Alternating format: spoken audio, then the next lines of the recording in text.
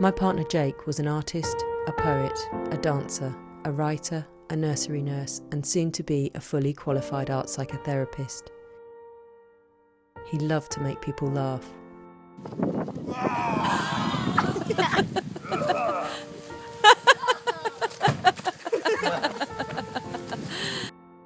He told me when we first met that he had started to abuse alcohol and other drugs at a young age. He told me that as a teenager he'd been caught, named and shamed in his local paper. Being labelled a hopeless druggie helped send him further into substance abuse. Despite being exceptionally bright, Jake's teenage dabbles culminated in a crack and heroin habit. The death of his brother Roland from a heroin overdose and a long stint in residential rehab finally gave him the strength to stay away from all drugs, and when I met him, he was 5 years clean. But the cravings never stopped, and he would bury them in exercise. He completed long runs and triathlons, often dressed in costume for charities. Well done. Yeah, I'm going to recover in the next hour or two. I'll be fine. My lungs are hurting and my legs are aching.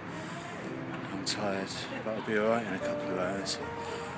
People with MS don't have the same luxuries as I do. That's why I'm doing this.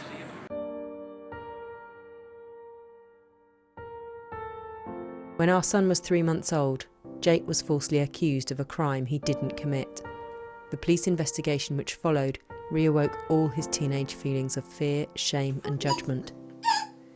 Because we're both crying. Come on, this way.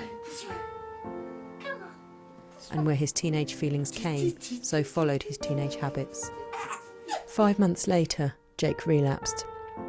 Though he had no connection to where we lived, he was able to obtain heroin and crack in just over an hour. While the legal status of Jake's drugs of choice did not deter his use or his ability to obtain them, they did put us all at even greater risk than simply the use of the drugs alone.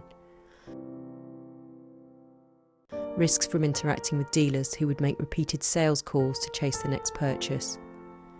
Risks he would use impure substances and wouldn't know the strength of what he was taking, and the risk of a fine or imprisonment if caught.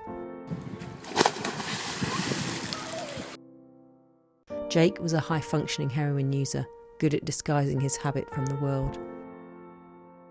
I thought he'd fully recovered from his first relapse in 2013, but in April 2014 he relapsed again, and this time it killed him.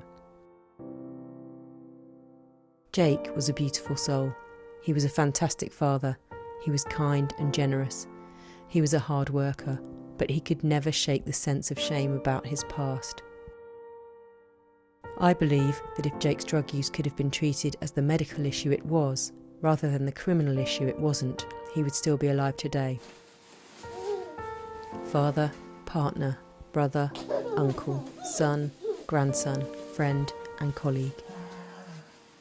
The world is not a better place for the loss of Jake Coe. If there's a chance my son will want to experiment with drugs other than alcohol, I want him to be able to do it safely. I don't want his entire future to be ruined for the sake of a silly mistake or even a series of them. I'd rather he went to a licensed supplier than to a street dealer who could be selling him literally anything. I'd rather those drugs were properly researched and manufactured. I'd rather he had access to truthful and unbiased information about what exactly he was doing to himself. He has already paid too heavy a price of drug policies hinged on just say no. I believe, and many experts also believe, our drug policies have failed. They do more harm than good, they protect no one. Please support the Transform Drug Policy Foundation's campaign for getting drugs under control and help to protect all of our children.